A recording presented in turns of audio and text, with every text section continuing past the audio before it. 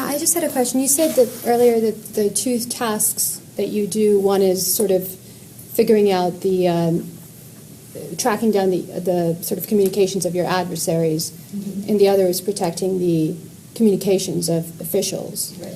So do you consider Germany and the countries that the NSA has been spying on to be adversaries, or are you right now not speaking the truth?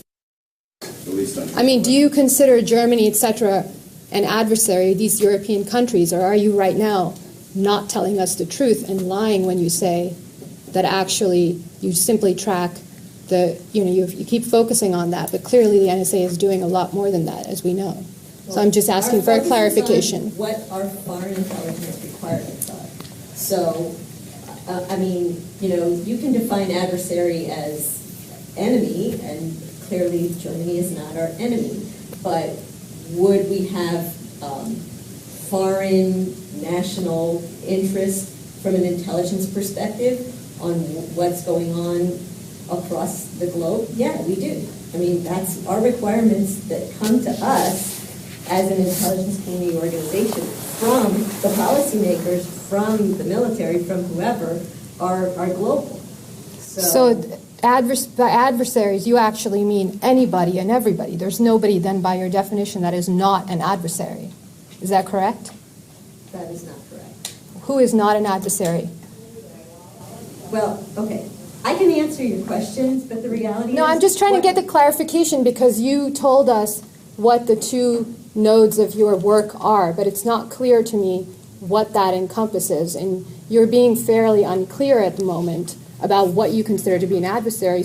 Apparently it's somebody who's not just an enemy. So it's something broader than that, and yet it doesn't seem to encompass everyone.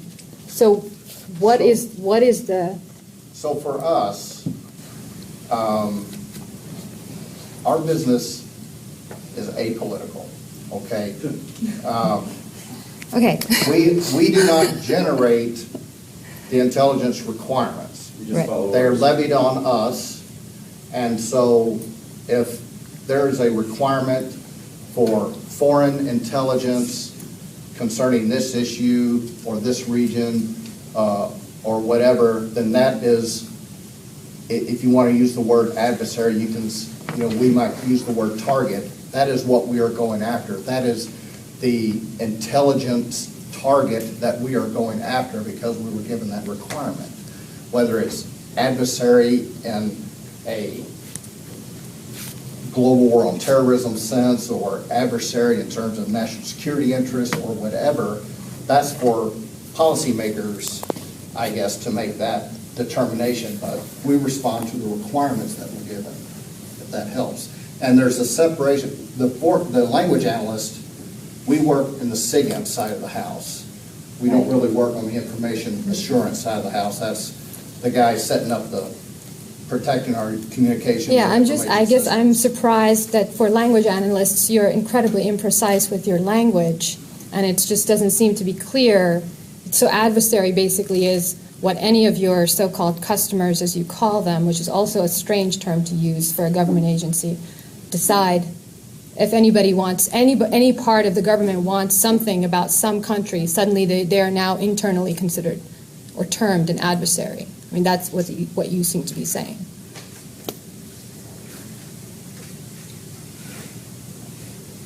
I'm saying you can think about it using that term. But the reality is it's our government's interest in some aspect of what a foreign country is doing. Right. So adversary can be anyone. As long as they levy the requirement on us through the right vehicle that exists for this, right, and that it is defined in terms of being a foreign intelligence requirement. There's a national framework of foreign intelligence, what's it called? The NIPA. Huh? The NIPA? Yes, yeah, the National Prioritization of Intelligence Framework or whatever, that determines these are the issues that we're interested in, these are how they're prioritized. Your slide said adversary, and I agree with you. I mean, I think target would probably be a little bit better, but it's not actually just a word game. The problem is that these countries are fairly, I mean, it's one thing I think Afghanistan probably is not shocked to realize that they're on the list to be surveilled. I think Germany seems to be quite shocked at what has been going on. So this is not just a word game, obviously, and you understand that as well as I do. So it's very strange that you're selling yourself here in one particular fashion. It's absolutely not true.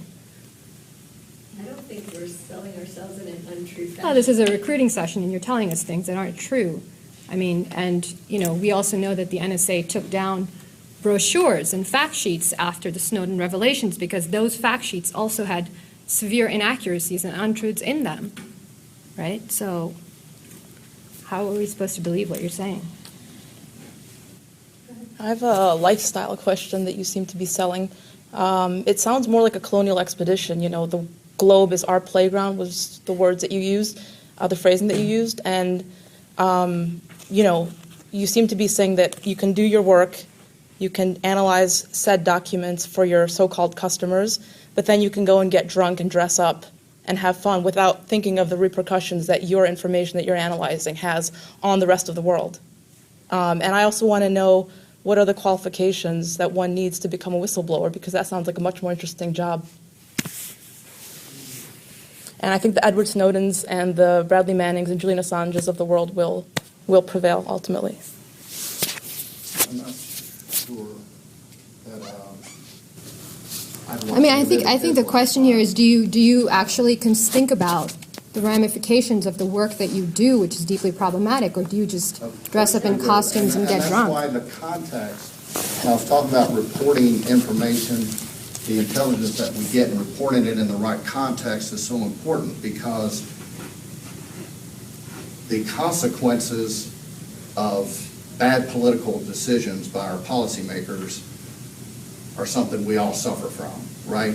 And people suffer from the misinformation that you pass along, so you should take responsibility as well. And we take it very seriously that when we give information to our policymakers, we do give it to them in the right context so they can make the best decision with the best information available. Is that what and that's why we don't just tell them this Is happened. that We what tell D&I them. Clapper was doing when he perjured himself in front of Congress? Was he giving accurate information when he said we do not collect any intelligence on United States citizens? And, oh no, it's only occasionally, perhaps unintentionally?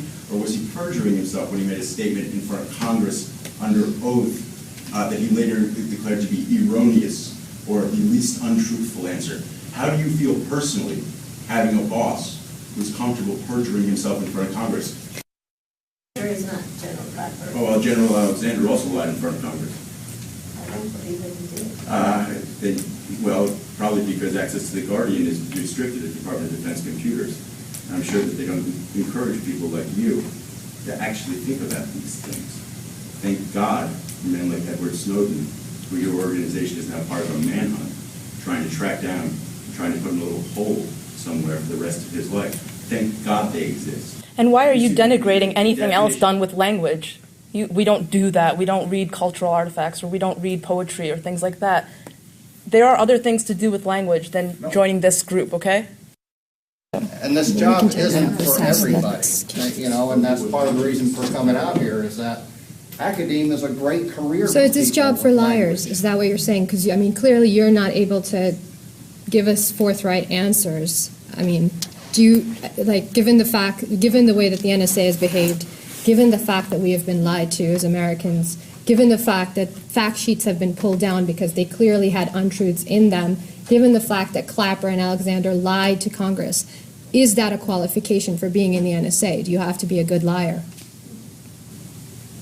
I don't consider myself to be a liar in any fashion. And the reality is, this was billed as if you are potentially interested in an NSA career, come to our session. If you're not, if this is your personal belief and your understanding of what has been presented, then there's nothing that says you need to come and apply and work for us. We're not here.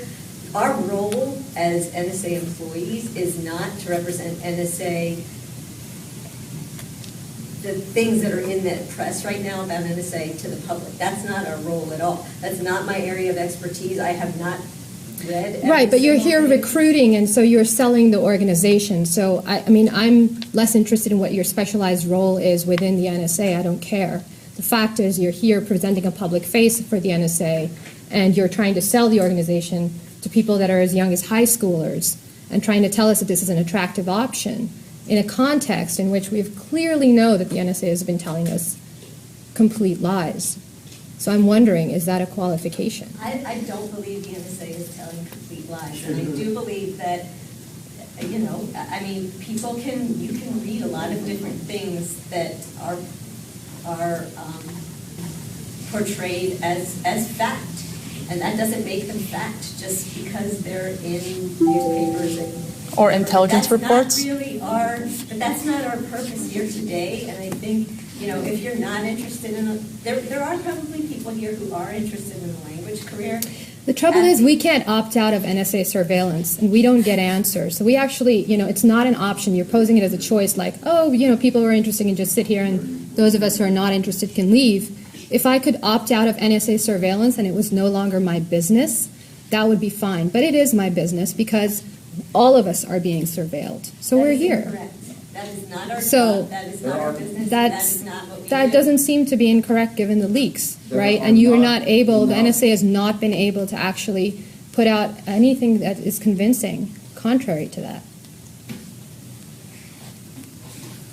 I don't understand what's wrong with having some accountability. So, you know, if you wanted to have a cop-out. We have complete accountability, and there's absolutely nothing that we can or have done without approval of the three branches of the government. The programs that were Did you enacted. read the New York Times? Did you read about this illegal wiretapping? Why are you lying? Did you read Out of the respect for Senate anyone who wants to Judiciary work for this Review on country. us?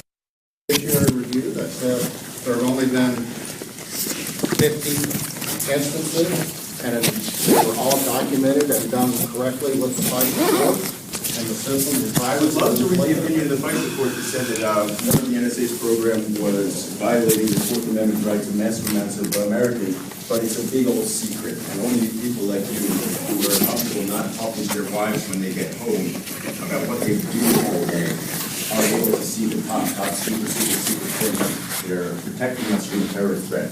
So let's let everyone hear more information about karaoke.